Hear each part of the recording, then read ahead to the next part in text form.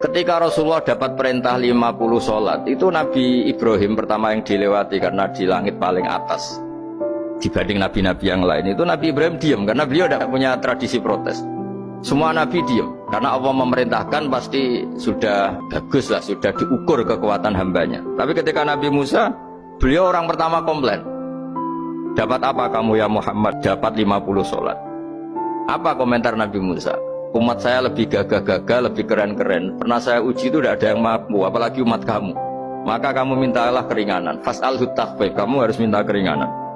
Masyhur itu riwayat itu. Kemudian Nabi minta keringanan sama Allah, dipotong hanya 5. 5 masih 45, dipotong lagi 5 masih 40, sampai 9 kali pemotongan. Akhirnya jadi 5 sholat. Itu satu menjadi pelajaran bahwa hubungan dengan Allah Ta'ala itu tidak perlu malu, karena Allah itu suka kalau dimintain.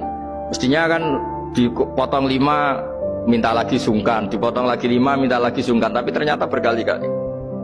Bahkan ketika sudah 5 itu Nabi Musa masih bilang, ya Muhammad minta lagi keringanan. Jadi kalau itu dikabulkan itu jadi tidak ada sholat itu kalau 5 masih minta. Nah, sampai Rasulullah itu tanya ke Jibril, ya Jibril, bagaimana dengan gaya komplainnya Nabi Musa? Hiddah itu sering komplain. Jawabnya malaikat Jibril, ya roh hiddata, Allah tahu betul tentang komplainnya Musa dan Allah senang. Ya karena bawaan beliau begitu. Ini penting saya utarakan bahwa dalam Islam itu orang yang lemah lembut, yang samahah, Awwahun halim kayak Nabi Ibrahim itu juga Allah suka.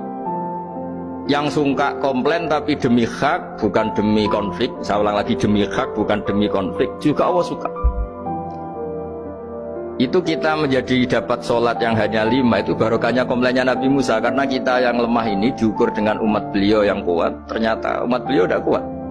Barokahnya tidak kuat itu dipakai tolak ukur, apalagi umatmu ya Muhammad. Kemudian itu yang menjadikan Nabi sebagai orang yang sangat tawaduk, karena yang merintahkan itu senior.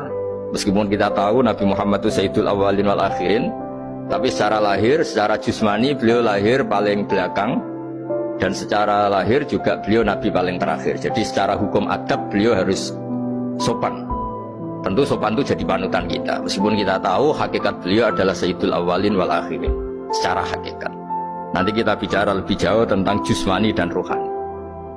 Nah akhirnya keturutan sampai 5 sholat yang kita lakukan sekarang itu barokahnya komplainnya Nabi Musa.